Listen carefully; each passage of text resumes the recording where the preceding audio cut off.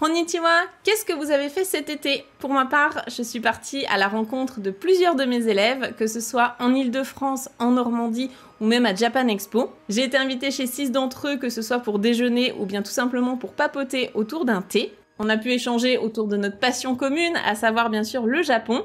Et j'ai cherché à en savoir plus sur leur parcours d'apprentissage du japonais, et notamment à recueillir des témoignages concernant leur parcours dans Objectif Japon. Puisque c'est le point commun de ces 6 élèves, ils font tous partie de la formation Objectif Japon, donc ma formation pour débutants en japonais. Je vous propose d'aller découvrir leurs 6 profils totalement différents les uns des autres. On a notamment Lolita et Bruno qui sont tous les deux élèves via le CPF. Ils ont fait financer mes cours de japonais par l'État. On a également Cédric, Églantine et Stéphanie qui sont tous les 3 des quarantenaires passionnés du Japon, mais pas pour les mêmes raisons. Et enfin, nous avons Anne, qui est retraitée et qui s'est mise à l'apprentissage du japonais en rentrant de son premier voyage au Japon, puisque, en fait, elle a regretté justement de pas pouvoir communiquer lors de son premier voyage. Elle s'est dit que pour le second, il faudrait absolument remédier à ça. Donc 6 profils très différents. Et justement, dans les commentaires, j'aimerais beaucoup que vous me disiez par rapport auquel vous vous identifiez le plus. Avec lequel de ces 6 élèves vous avez le plus de points communs, que ce soit dans votre passion du Japon ou bien dans votre apprentissage. Quelles sont les raisons qui vous ont poussé à apprendre le japonais ou à vouloir apprendre, si jamais vous avez envie de vous inscrire et de nous rejoindre, parce que justement, on est en pleine période d'inscription. Tous les détails sont dans la description. Attention, les portes se referment bientôt et je n'ouvre les portes d'Objectif Japon que 3 fois par an.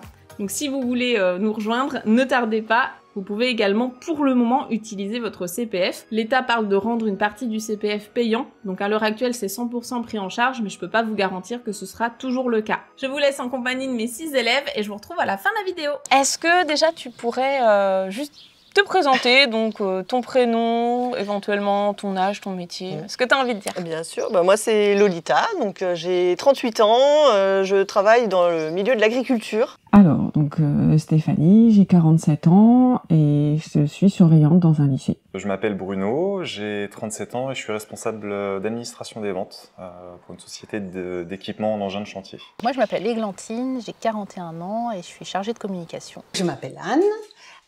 Je suis retraitée et j'ai 65 ans. Alors je suis Cédric, j'ai 46 ans et je suis ingénieur informaticien. Qu'est-ce qui t'a poussé au départ? Pourquoi tu as voulu apprendre le japonais? Alors, parce que j'ai un voyage prévu au mois d'octobre à Tokyo, la première fois que je vais aller au Japon et découvrir le pays et la ville. Et du coup, je me suis dit que ça serait sympa de pouvoir échanger, mais un peu plus que les quelques phrases basiques qu'on peut apprendre quand on est touriste et que on arrive au Japon. Eh bien, c'est un rêve que j'ai depuis très très nombreuses années, en fait, parce que la sonorité, parce que l'écriture, parce que un goût aussi pour la culture du pays, mais pas forcément que les animés.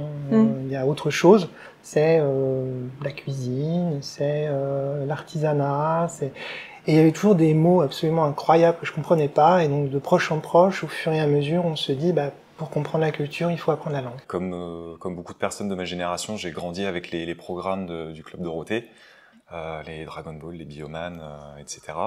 Donc c'est quelque chose vraiment qui fait partie de moi, de mon enfance, et j'ai redécouvert un petit peu ces programmes en grandissant. Ça fait plus d'une dizaine d'années maintenant que je regarde, pas quotidiennement, mais au moins de manière hebdomadaire, les séries télé japonaises. Et depuis quelques années que j'avais cette idée en tête de me mettre à apprendre la langue. En fait, je suis allée en 2019 au Japon et c'était un rêve que j'avais depuis des années et des années. Et c'est en rentrant de ce voyage que je me suis demandé pourquoi je n'avais jamais appris le japonais. J'avais vraiment envie de communiquer avec les gens, de pouvoir avoir des discussions, etc. Et c'est comme ça que tout a commencé. J'ai voulu apprendre le japonais parce que déjà j'adore les langues, voilà, depuis que je suis toute petite, et le japonais parce que l'écriture m'intriguait. Et je voulais savoir ce qui se cachait en fait derrière cette écriture. J'apprends le japonais parce que Objectif Japon, j'ai prévu d'y aller en mai 2024 par là. Et donc l'idée c'est d'aller plus à la campagne, je voudrais faire un peu de woofing, etc. Et donc je voudrais vraiment parler japonais pour, même pas parfaitement, mais au moins comprendre ce qu'on me dit, pouvoir communiquer un minimum, poser des questions, etc. Parce que dire je vais à la gare c'est bien, mais c'est un peu limitant quand même au bout d'un moment. Justement, je voulais te demander, est-ce que avant de t'inscrire à Objectif Japon, est-ce que tu avais déjà pris des cours, tu avais déjà étudié par toi-même?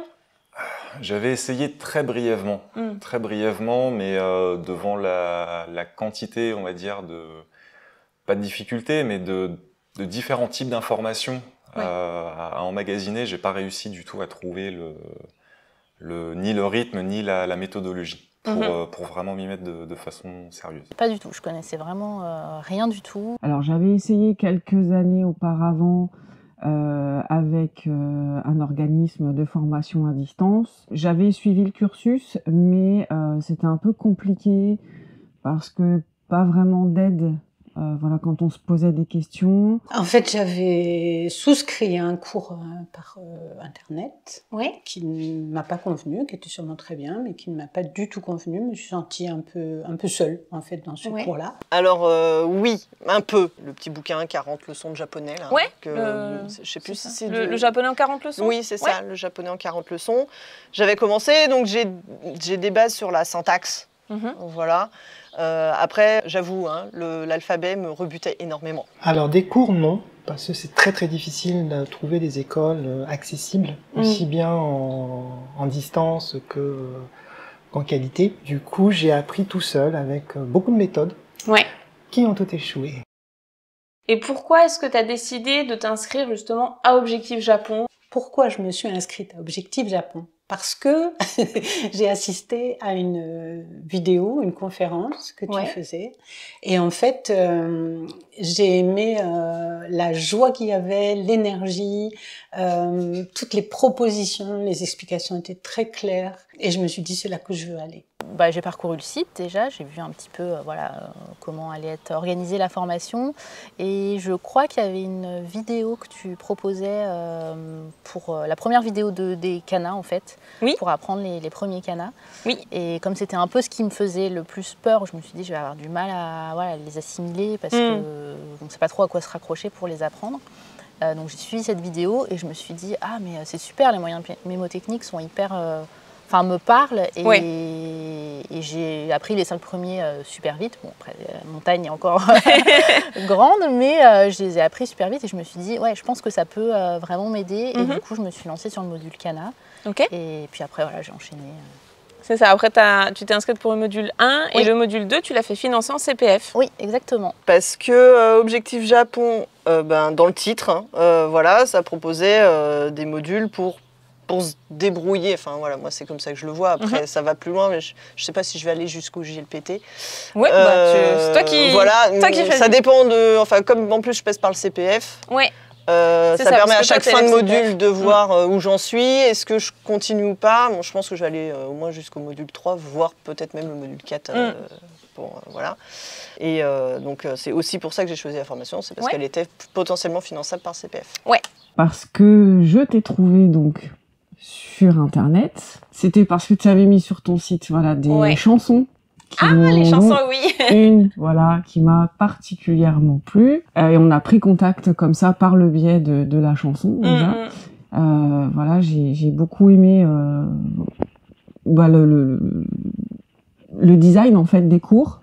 Ça me semblait super sérieux. J'ai bien aimé le principe du cours par vidéo. Parce que j'avais besoin d'un cadre. Au bout d'un moment, on se rend compte qu'il faut un cadre. On peut apprendre tout seul, c'est pas possible sur une langue qui est aussi distante du français en fait. Il faut de l'aide. Et donc j'ai commencé à chercher une école. Mais une école, c'est beaucoup de contraintes. Et je trouvais pas quelque chose qui me convenait vraiment. Et donc j'ai commencé à chercher sur Internet ce qui pouvait exister. Et un jour, je suis tombée sur la chaîne de Sophie Sensei. Et voilà. Et de fil en aiguille, tu es arrivée dans Objectif Japon. D'accord. Parce que j'avais cru comprendre, et ça s'est vérifié au fil de mon début de formation, que c'était vraiment de manière progressive, qu'il y avait des supports qui semblaient très adaptés à l'apprentissage. Et c'est vraiment ce que j'ai pu constater au fil de ce premier module que je suis en train de finaliser. Oui, parce qu'en plus, toi, t'es élève CPF, donc c'est encore un petit peu particulier, mais c'est ça. Là, t'es dans le premier module. Voilà. Est-ce que tu avais hésité au moment de t'inscrire? Oui. Oui, parce que quand même, ça reste un investissement en fait. Faut pas se le cacher. Mais je voulais vraiment apprendre et à un moment, l'envie d'apprendre a été plus forte et elle a tout emporté en fait. Ouais. Et puis j'avais quand même regardé les vidéos avant, pris un peu la température, assisté une petite rentrée régulière, voir un petit peu les questions qui étaient posées, regarder la qualité du matériel pédagogique qui était fourni aussi. Et oui, ça m'a beaucoup emballé en fait. Alors pas du tout. La façon dont tu présentes la formation, puis ce qui m'a fait aussi franchir le pas en termes de financement, c'est que j'avais des sous sur mon CPF pour la financer. Après, j'aurais pas eu le CPF, je pense que je l'aurais payé quand même. Bah non. Pas du tout. Non, pas du tout, parce que du coup, comme j'ai suivi un petit peu la mise en place de la formation, vraiment, à chaque fois que tu nous montrais... Première promo, hein. Voilà. À chaque fois que tu nous montrais quelque chose, non, ça me confortait dans l'idée que vraiment, ça me plaisait de faire ça. Alors, j'ai hésité à m'inscrire, pas particulièrement par rapport au CPF. C'était vraiment pour sauter le pas, vraiment m'y mettre devant la difficulté entre guillemets que ça pouvait représenter.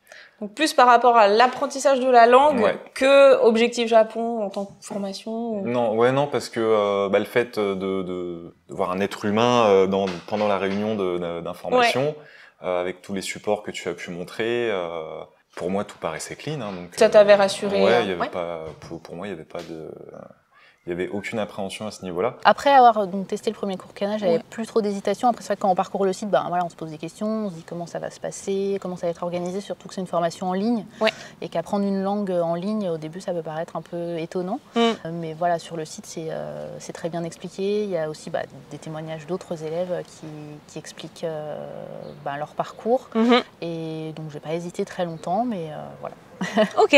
Non, j'avais pas hésité en fait. C'est quand je me suis inscrite, je me suis dit est-ce que je vais vraiment suivre tout ça? Est-ce que c'est ça qui m'a fait hésiter. Mais la formation en elle-même, non, elle me convenait tout à fait. Justement, est-ce que tu es contente d'avoir rejoint Objectif Japon? Ah oui, puisque du coup je continue. Vraiment oui, parce que déjà il y a les groupes de discussion sur Discord avec les compagnons de route, tous les supports, que ce soit les audios des cours que j'écoute beaucoup dans la voiture d'ailleurs pour le trajet, pour aller au boulot, tout me semble en tout cas adapté pour un bon apprentissage du japonais.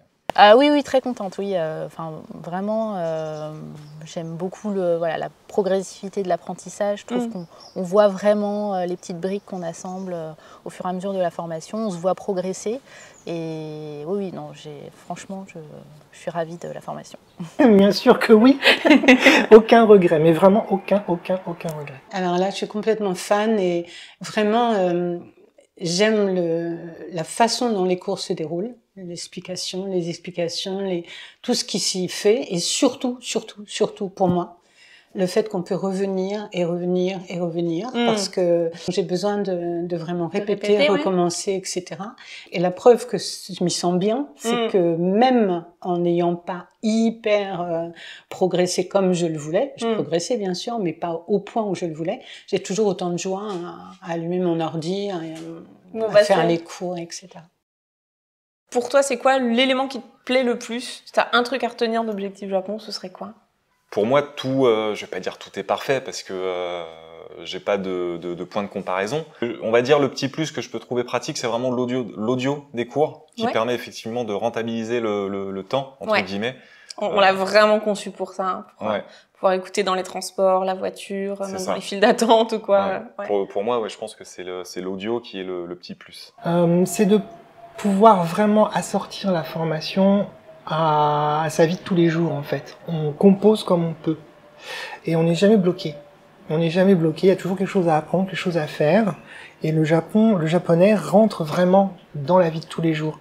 Et c'est cette méthode-là qui, moi, me convient bien, en fait. Donc la première chose, qui m'a sauté aux yeux et qui m'a fait me dire, je t'ai suivi parce que je me suis dit ça va être pas mal normalement.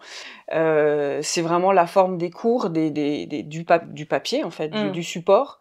Donc avec le point de grammaire qui est expliqué, les exemples. Voilà, et à chaque fois des petits exercices aussi avec l'autocorrigé.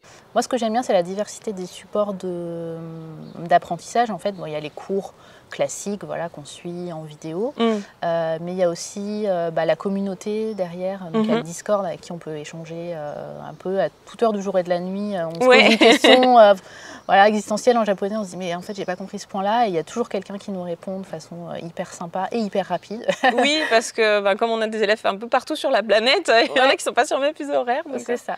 Et puis, il y a aussi les ateliers qui sont hyper bien pour remettre un peu en contexte ce qu'on a appris, que ce soit réviser ses particules ou une leçon de cuisine, une recette de cuisine qu'on va décrypter ensemble, et ça permet de, quel que soit le niveau, de toute façon d'apprendre quelque chose, soit juste de lire, déjà ça permet de se remettre dedans, ou voilà, de prendre un petit peu selon notre niveau des infos et de pratiquer en direct avec d'autres élèves et avec un prof qui nous répond tout de suite.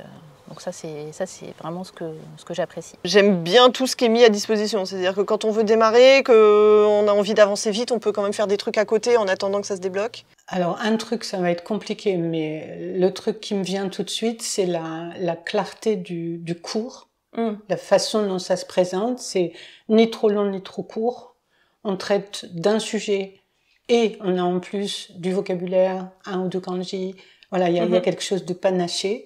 Et c'est, pour moi, c'est quelque chose de... Oui, pourtant on est derrière un ordinateur, derrière un écran, mais il y a quelque chose de très vivant, de très passionné. Et moi, ça m'accroche, vraiment.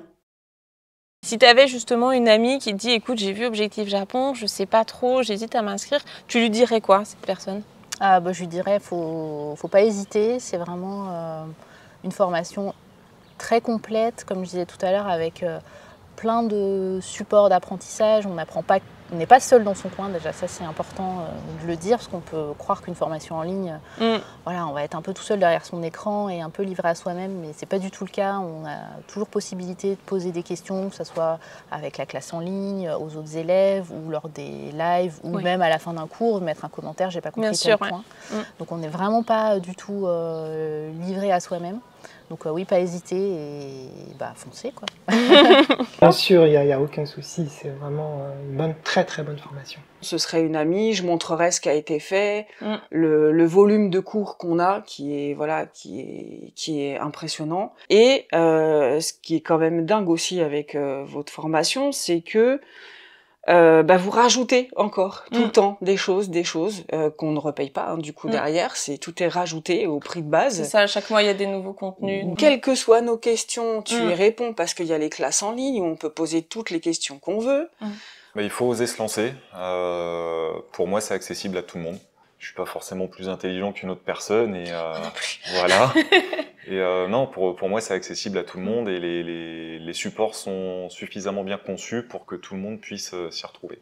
Je lui dirais de pas perdre de temps, parce que surtout si elle est toute jeune et qu'elle a vraiment envie, je dirais vas-y, fais-le tout de suite, attends pas des millions d'années, quoi. Vraiment. Faut y aller, surtout si vous voulez aller au Japon. J'ai testé pas mal de trucs en formation, j'ai essayé toute seule, j'ai essayé avec un prof particulier en visio. Et ça me correspondait pas non plus. En fait, ce qu'il faut voir aussi, c'est qu'il n'y a pas que la formation, c'est qu'il y a plein de trucs autour, grâce aux ateliers. Et puis, est-ce que tu as un mot de la fin que tu aurais envie de partager tout ce que tu veux, soit un encouragement ou quelque chose que tu aurais envie de dire à des débutants qui ont envie de se lancer? Non, déjà, je pense que les gens qui regardent, si vous regardez cette vidéo, je pense que c'est quelque part, vous vous posez déjà la question. Oui, ça vaut le coup. De toute façon, faut vraiment pas hésiter. Vous le regretterez pas. En plus, il y a aussi une garantie de 30 jours si vous n'êtes pas satisfait de ce que vous voyez. Donc en 30 jours, vous pouvez largement vous rendre compte de ce qui est proposé. Il faut savoir que ça demande du travail. Donc c'est pas en regardant la vidéo de Sensei sur l'écran que ça va se faire tout seul. Donc il faut être prêt à avoir un peu de discipline, mais aussi beaucoup d'envie. Et puis au bout d'un moment, la discipline s'efface, il n'y a plus que le plaisir en fait d'apprendre. Il faut y aller, il faut passer le pas, il faut se donner les moyens. Et en général, ça se passe très bien avec une équipe qui est très bienveillante. des élèves qui sont très bienveillants aussi. Ça se passe nickel. Il y a toujours quelqu'un pour aider. Et vraiment, on apprend beaucoup dans la bonne humeur et de façon très très efficace. Très efficace. Il faut oser se lancer et pas avoir peur de la difficulté. Parce que c'est pas facile, forcément, mais tout est mis en place pour vraiment nous aider à avancer dans le bon sens. Mon mot de la fin, ce serait merci de tout mon cœur, Sophie et Greg Sensei. Je suis qu'au début de la formation, mais j'ai hâte de passer mon Lilith et module 1 pour enchaîner sur le module 2 et le module 3 et la suite, et voilà. N'ayez pas peur des canards. Ça peut être le premier obstacle, entre guillemets, on peut être un peu effrayé par ça. Et une fois qu'on l'a passé, déjà ça passe super bien grâce à Objectif Japon, et puis après c'est vraiment la voie ouverte aux Japonais, ne serait-ce que comprendre ou arriver à lire quelque chose au Japon, moi ça me semblait impossible. Et on passe en fait, de hiéroglyphes à quelque chose qu'on peut lire. À quelque chose qu'on peut lire, voir si c'est des katakana, à même le comprendre assez facilement. Donc lancez-vous, n'ayez pas peur, et puis foncez, rejoignez-nous. Alors, lequel de ces 6 profils vous ressemble le plus? Dites-le moi dans les commentaires. Et si vous voulez nous rejoindre dans l'aventure Objectif Japon, que je vous accompagne pas à pas dans votre apprentissage, que ce soit via le CPF ou via Finances Personnelles, toutes les informations sont dans la barre de description. J'ai très hâte de vous y retrouver. Matane, à bientôt!